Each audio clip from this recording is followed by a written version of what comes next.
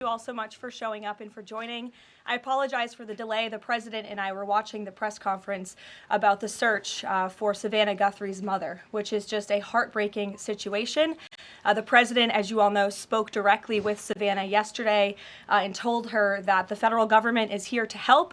Any requests that are made by state and local officials in the search of Miss Guthrie will absolutely be accommodated. I spoke with the FBI directly about that today as well. And our hearts and our prayers are with Savannah and her entire family as they search for her dear mother. I also have a quick scheduling announcement for all of you. Tonight at 7 p.m. during prime time, President Trump, Dr. Oz, and National Design Studio Director Joe Gebbia will officially unveil Trump RX, a state-of-the-art website for American consumers to purchase low-cost prescription drugs. This historic announcement will save millions of Americans their hard-earned money, so make sure to tune in tonight, and we will see all of you in the news media there. President Trump promised to restore law and order to the United States of America, and newly released data proves he is delivering overwhelmingly on this promise.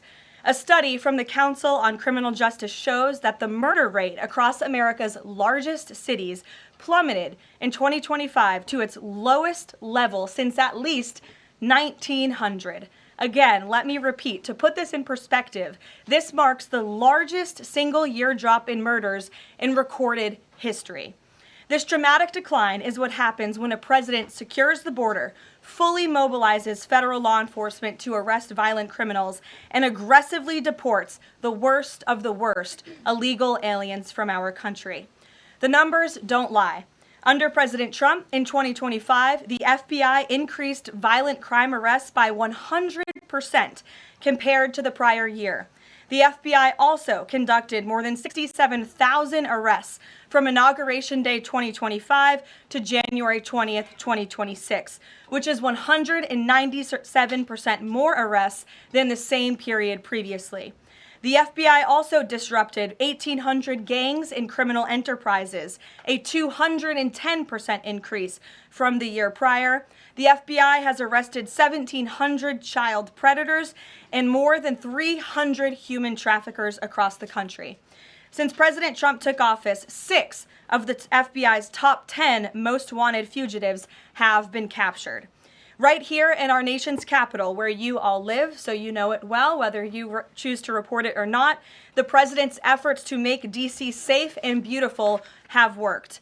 As of last week, D.C. homicides were down 62%, motor vehicle theft down 53%, and 2025 had the fewest violent gun crimes of any year of available data in our nation's capital.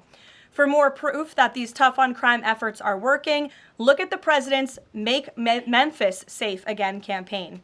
As of last week, there have been nearly 5,600 arrests made, and aggravated assaults are down 53%. Sexual assaults are down 53%, and robberies are down 70%.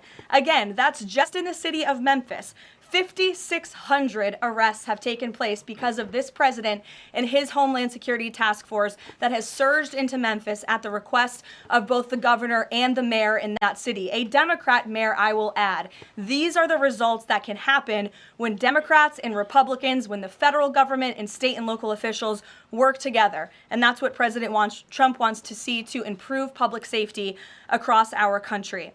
When you have a leader like President Trump who empowers good cops to be cops and to arrest bad criminals, American communities will become safer.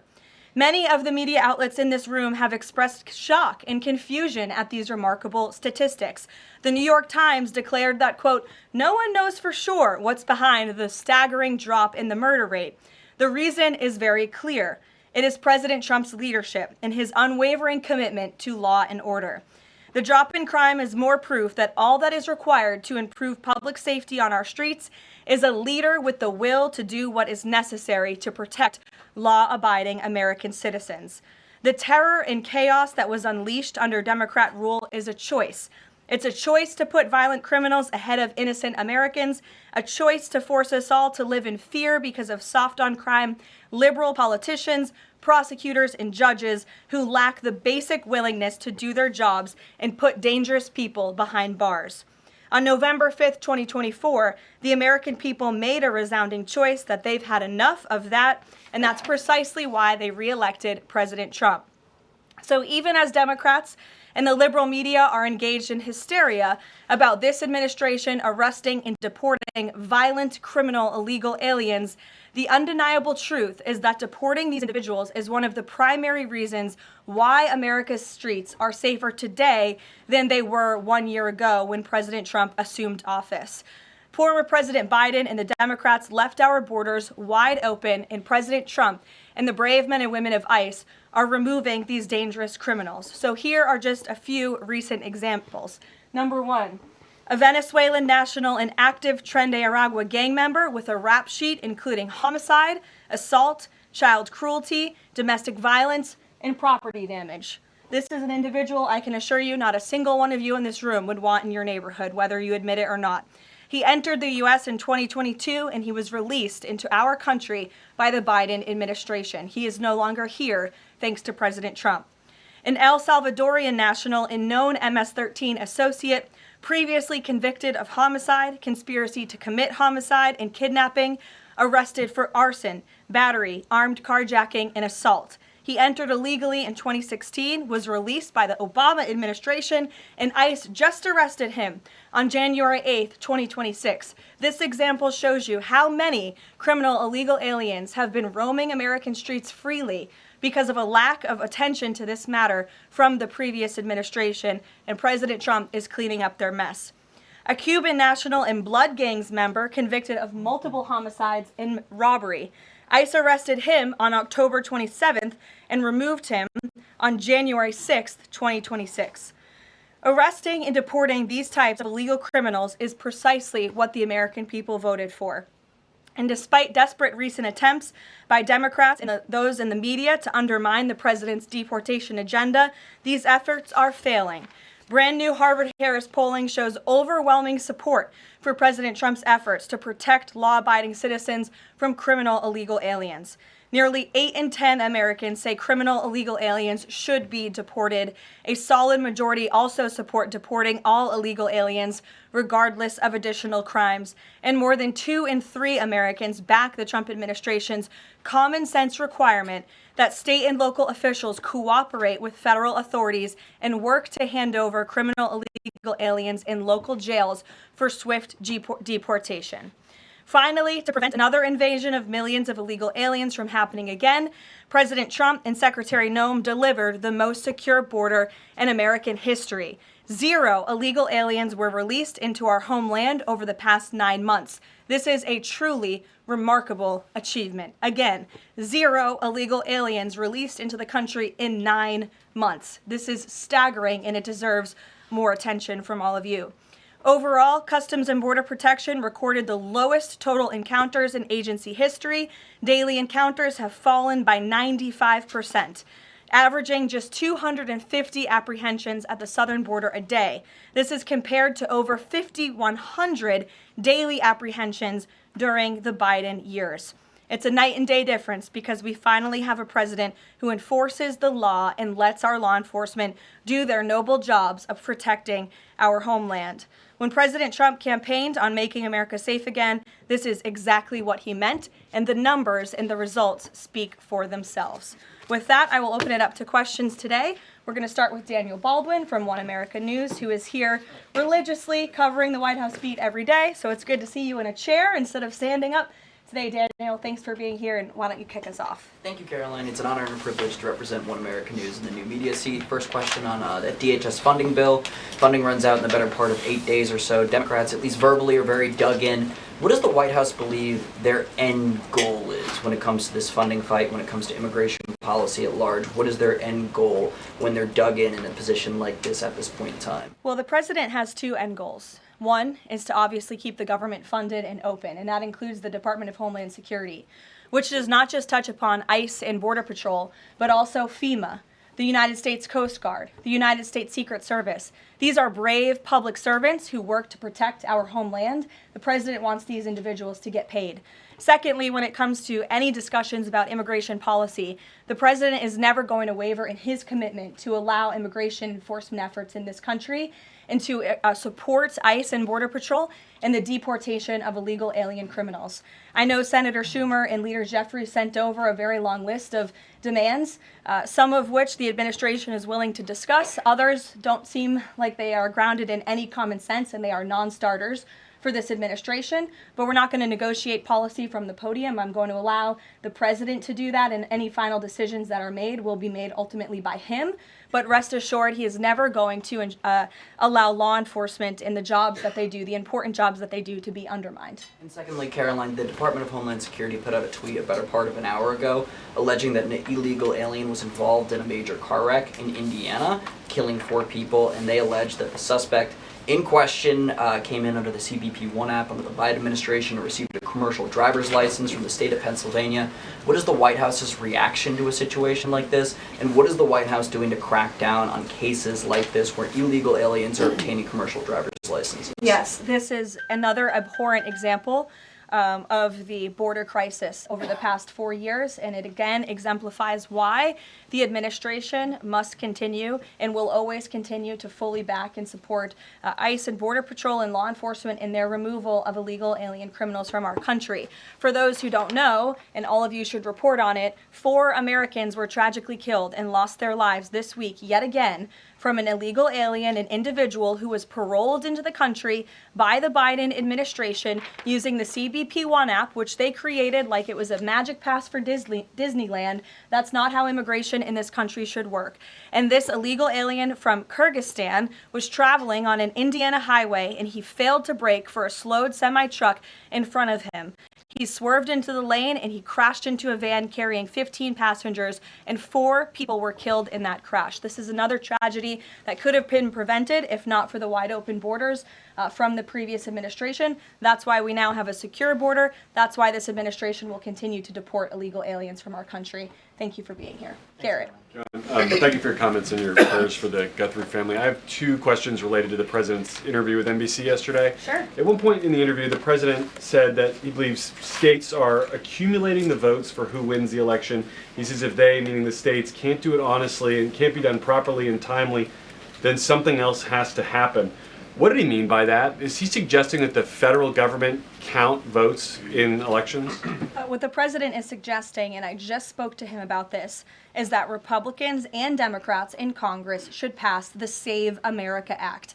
This piece of legislation is going to ensure that states are abiding by federal election law by removing non-citizens from their voter rolls. In addition, the Save America Act will require voter ID to vote, and it will require proof of citizenship to register to vote.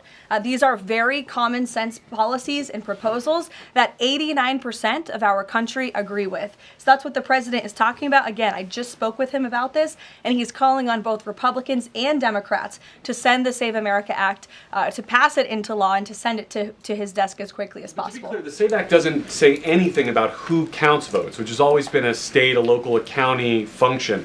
Why does he keep talking about somebody else, presumably the federal government, counting votes? Because the SAVE Act directs states to remove non-citizens from their voter rolls. And we know in states across the country, the president is right to point this out. In states like California or in places like New York City, non-citizens are allowed to vote in state and local elections. And the federal government should absolutely do away with that. I don't think a single person in this room, if you really are being honest with yourselves, should agree that non-citizens should vote in American elections, no matter where that election is up and down the ticket. And so this is a piece of federal legislation that will help states ensure the integrity and the sanctity of their elections, and that's what the president wants. Peter. Thanks, Caroline. President Trump posted about Nancy Guthrie that he is directing all federal law enforcement to be at the families and local law enforcement's complete disposal immediately. What should we expect to see from the federal government in coming days in the search to find Nancy Guthrie? It's a very good question, Peter, and it's why I was on the phone with the FBI earlier this morning to ask that. And what they told me is that the FBI, again, is at the disposal of the state and local government. Whatever personnel or assets or resources that the state and local authorities and police need will be granted to them at the direction of the president, the FBI director, and the attorney general. A different law enforcement issue. The FBI just found 1,000 samples inside a legal biolab in Las Vegas. It is linked to a different biolab that was previously raided. There are ties to China. What does the president think the CCP might be up to here? I haven't spoken to him about this specific investigation from the FBI, but I'm happy to, and I'm sure he's very glad that this is something the FBI discovered, and we'll make sure anyone who is involved in illegal activity will be held accountable. And just one more about this weekend. At the Mar-a-Lago Super Bowl party, after the first 2 quarters, are the TVs going to be on the halftime show with Bad Bunny or the halftime show with Kid Rock? I think the president would much prefer a Kid Rock performance over Bad Bunny, I must say that. Jennifer. On the nuclear arms pact, we saw the president's post on that. Yes. But can you say, is there a temporary agreement with Russia to stand by the terms of the New START treaty while negotiations are happening?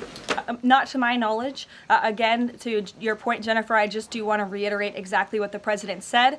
He wrote just moments ago, the United States is the most powerful country in the world.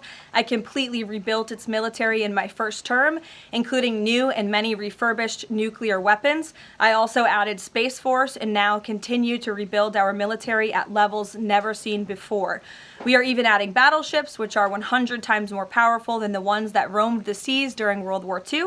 The Iowa, Missouri, Alabama, and others. I have stopped nuclear wars from breaking out across the world between Pakistan and India, Iran and Israel, and Russia and Ukraine, rather than extend New START, a badly negotiated deal by the United States, which I will add was renegotiated under former President Barack Obama, aside from everything else, is being grossly violated.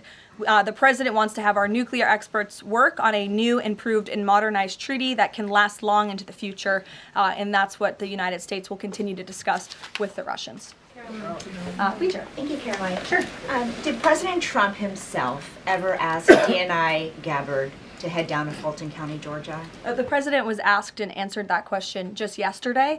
I've seen a lot of the media in this room get very caught up with the semantics of why Tulsi Gabbard is there. I will tell you why, and the president agrees with this, because election security is essential to national security. And as the director of national intelligence, it is a part of Ms. Gabbard's role to make sure that American elections are free of foreign interference and that American elections are safe and secure.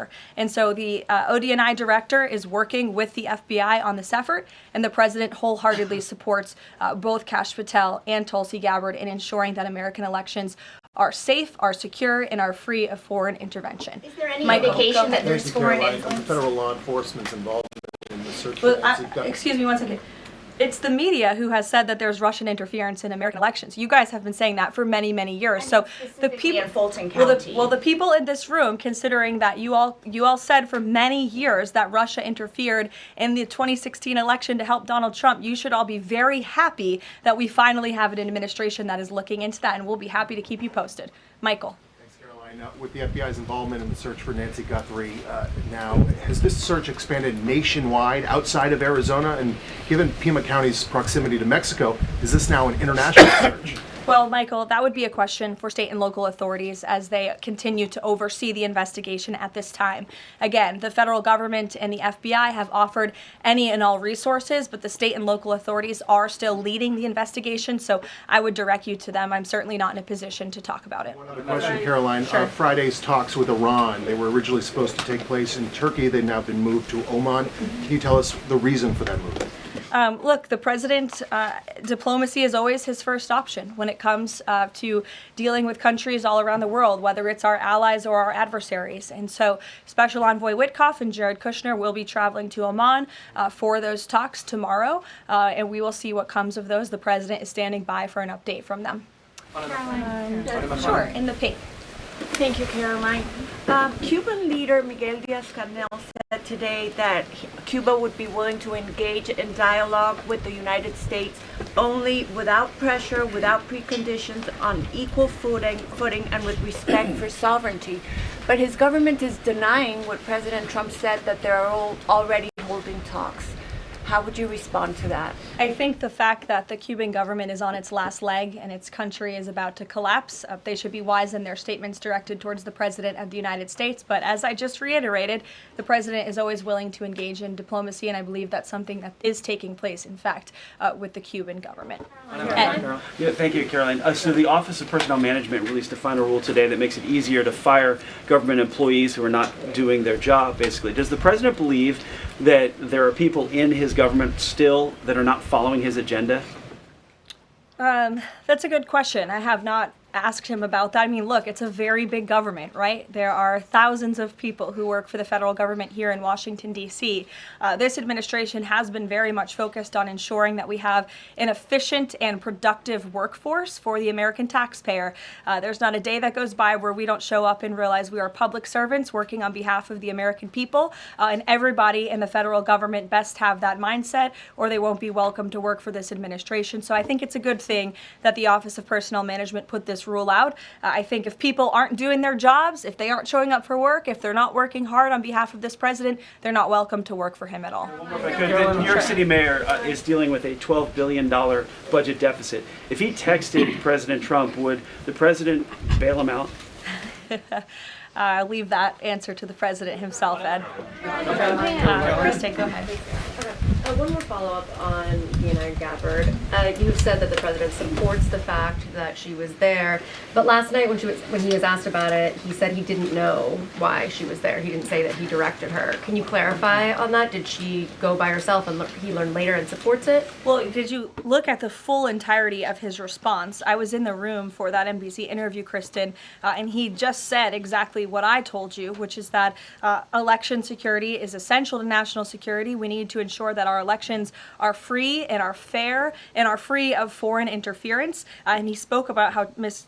Tulsi Gabbard is involved in that effort. So you're taking like the first three words that he said to one question and not looking at his entire response. Follow up on what you said about foreign interference. You talked about 2016 and Russian interference, but what we've learned from these Georgia officials is what was seized by the FBI were ballots from 2020 in this Fulton County election center. Do you have any evidence that there was international interference in the 2020 election in this election center? What I do have evidence of, and what the media seems to be undermining, is why Tulsi Gabbard is there in the first place. And I would point you again to federal law that clearly assigns the DNI and the office with the statutory responsibility to lead counter intel matters related to election security. This includes assessing risks to election voting systems, software, voter registration databases, and more, and analyzing foreign interference. And the ODNI is responsible for supporting the White House interagency action to secure our elections through intel analysis and vulnerability assessments. And they should be routinely collaborating with agencies like the DHS, the DOJ, and the FBI. So as for that question, it would be better suited to ask the Director of National Intelligence herself in her office. But what I'm telling you is that it is more than appropriate. In fact, it is Tulsi Gabbard's job to ensure that our elections are safe and secure. And that's exactly what she's been doing on the ground in Georgia. And I don't understand why anyone in this room, considering you're all American citizens, I believe, and like to vote in our nation's elections, should have any problem with that whatsoever. Now, Thank you, Caroline. The president said that the administration should take a softer approach on immigration enforcement. He's also suggested for months that some migrant workers should be spared from these raids based on what they're doing. Is the administration going to continue to conduct large worksite raids as it seeks to target violent criminals? And can you clarify, is the federal government going to continue doing these deportation operations in blue cities where authorities say they don't want them? Well, first, again, to the president's answer yesterday, the full context of his answer was that he'd like to see a softer touch, but we are always going to remain tough. That softer touch the president is referring to is that cooperation that is necessary between state and local authorities and federal government authorities to ensure that we can continue deporting illegal aliens from our communities without tons of agents having to go after one illegal alien. If the states and the local governments just turn over their illegal aliens to ICE at jails, as they should be doing, it requires one agent to deport that one illegal alien who can then go on their way to their home country in a peaceful manner. The escalation that we've seen take place in Minnesota is a direct result of the refusal of state and local officials to cooperate with the federal government and with ICE, which has led to these hostile and dangerous environments. And so we don't want that. Again, the president wants direct cooperation, and that's what he was referring to. As for worksite raids, I don't broadcast any future action that may or may not happen from the Department of Homeland Security. But again, the president's focus and the administration's focus is on targeting illegal alien criminals, especially those who have committed heinous crimes in our country, as evidenced by the few illegal aliens that I just shared with you here today. Will ICE and Border Patrol avoid going to other blue cities where the local officials are saying, we won't work with you, we don't want you here? Well, first of all, those local officials should be wanting to work with ICE. Why would any official, whether you're a Democrat or a Republican, want murderers and predators in your city? It makes zero sense. It's an untenable position.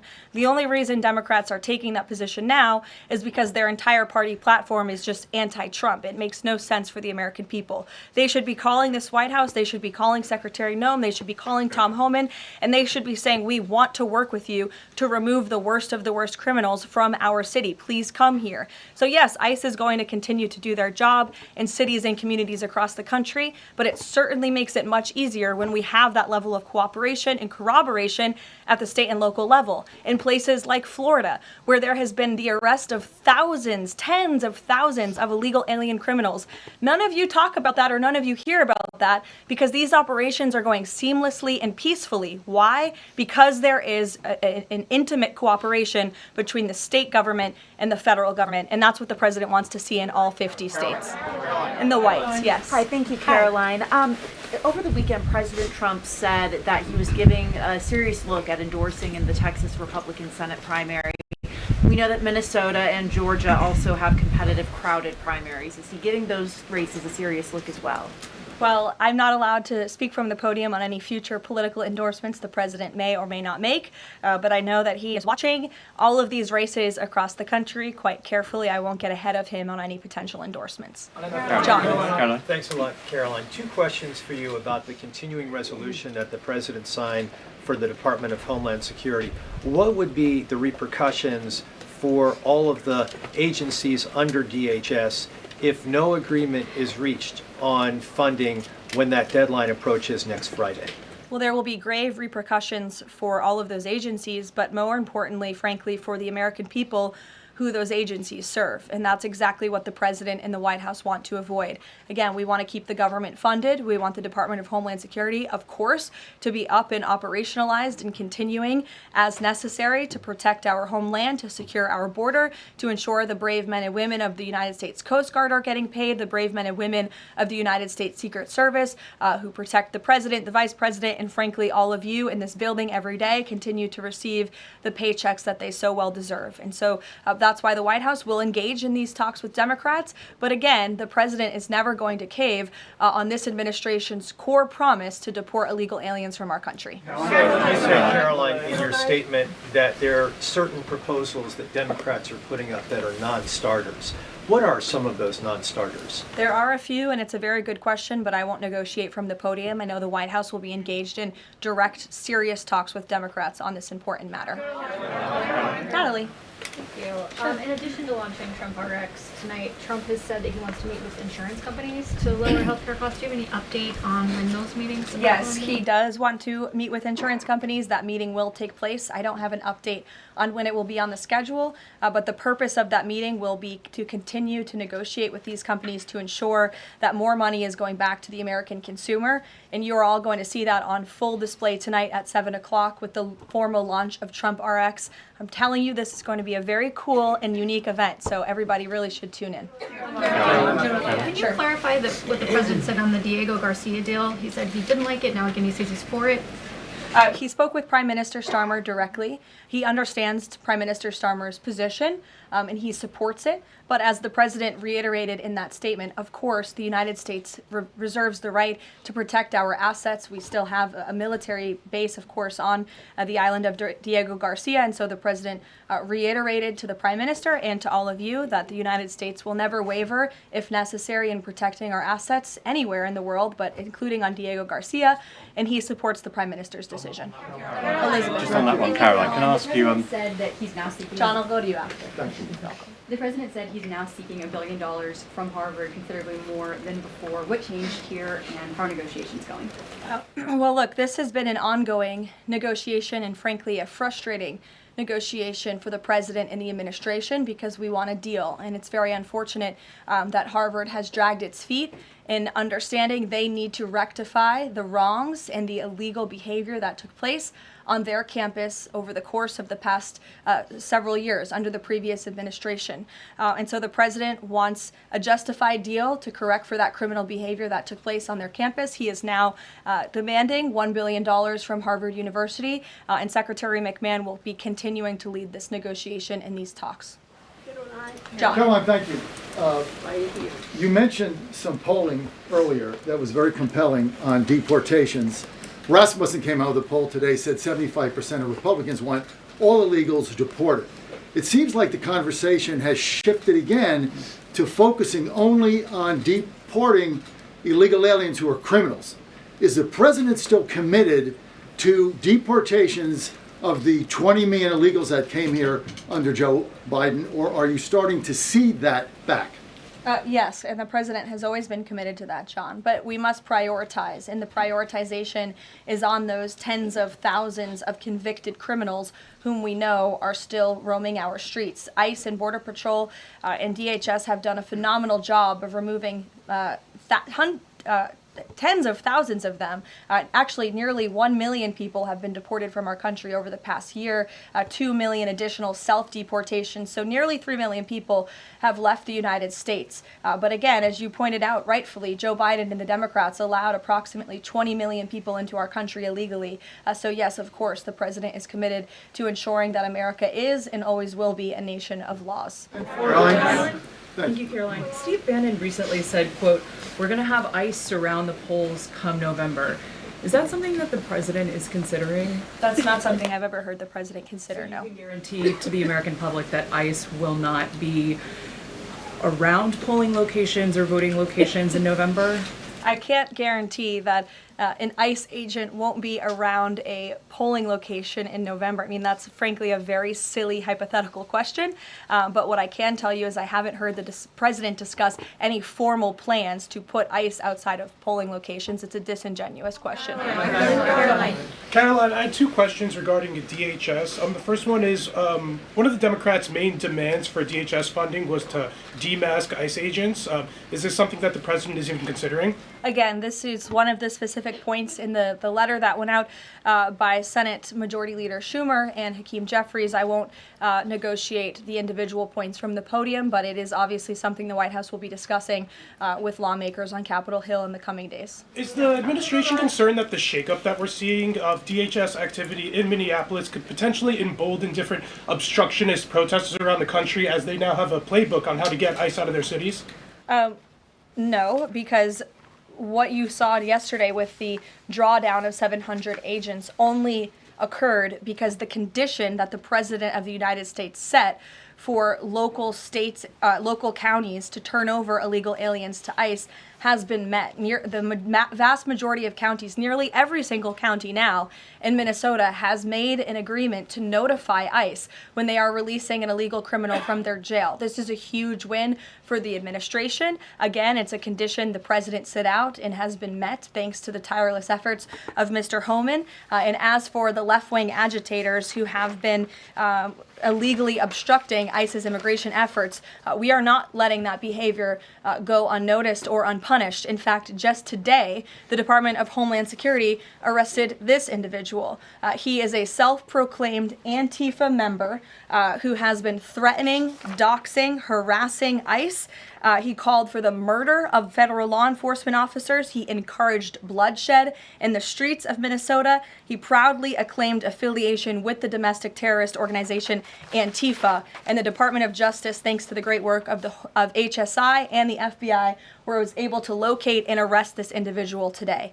So we are committed to enforcing our immigration laws. We want that level of cooperation from state and local officials. And if people are illegally obstructing our federal law enforcement operations, if they are targeting, doxing, harassing, and vilifying ICE agents, they are going to be held accountable, like this individual here, who again is a self-proclaimed member of Antifa. He is a domestic terrorist, and he will be held accountable in the United States. Caroline, just to follow up on Garrett's earlier question, I mean, you've talked a lot about the SAVE Act. I know you spoke with the president about it before you came out here. The president has gone beyond that, though. He's talking about Republicans taking over elections, states are agents of the federal government. So just to be clear, is the president only calling on Congress to pass the SAVE Act, or does he want Republicans to go further than that before the midterm elections? The president is calling on Republicans, again, and Democrats to pass the SAVE Act. I will reiterate, requirement for voter ID to vote. That should be something that no American should oppose. In fact, we know that the vast majority of Americans support it.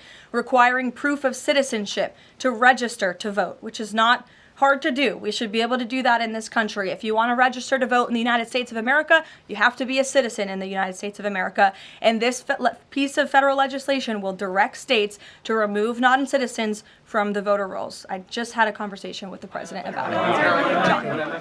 Thank you, Caroline. I have two questions. Tariffs on South Korea. As you know, President Trump recently mentioned tariffs, increasing tariffs on South Korea. When will the 25% tariffs increasing on South Korea begin? Secondly, what impact will this have on national security? Sure. I don't have a timeline for you on that, but I will make sure that our trade team here at the White House gets you an answer swiftly and promptly. John. Thank you so much, Caroline. Yesterday, President Trump, in the NBC interview, said that it bothers me that somebody is going after Bill Clinton. That somebody is the House Oversight Chairman, James Comer, a Republican. Why is the president bothered that they're investigating Bill Clinton and his Epstein ties? Look, I think that the president has respect for the former president of the United States, Bill Clinton. He said yesterday himself they've shared a good relationship, and that's what he was reiterating in that NBC interview. Go ahead. Caroline. Can you tell us a little bit about the agenda for tomorrow's talks with the Iranians? What will be the focus of the discussions? Diplomacy moving forward. The president has obviously been quite clear in his demands of the Iranian regime. Zero nuclear capability is something he's been very explicit about, and he wants to see if a deal can be struck. And while these negotiations are taking place, I would remind the Iranian regime that the president has many options at his disposal, aside from diplomacy, as the commander-in-chief of the most powerful military in the history of the world. Take one Washington Examiner. Go ahead. Lynchburg County, Virginia is the third local law enforcement is defying the blue government's demand that they no longer cooperate with ICE. There's a lot of red counties that are thumbing their nose at the blue government, blue states leadership, telling them not to cooperate with ICE. Will this administration support those counties in any way? Support them either through legal help or? Absolutely. And if there is a county in this country, whether it's red or blue, that seeks to cooperate with the federal government to remove violent, illegal criminal aliens from their communities, this administration is here to help. You've heard the calls from the president himself on asking Democrats and Republicans across the country to call on the Trump administration to work with them, not against them, in the matter of public safety and securing our homeland. Thank you all very much. You'll hear directly from the president tonight at 7 o'clock, and I hope everybody has a good weekend. Happy Super Bowl weekend. The president has wisely chosen not to make a prediction in Sunday night's game, but as a native girl from New Hampshire, go Patriots. Thank you, guys.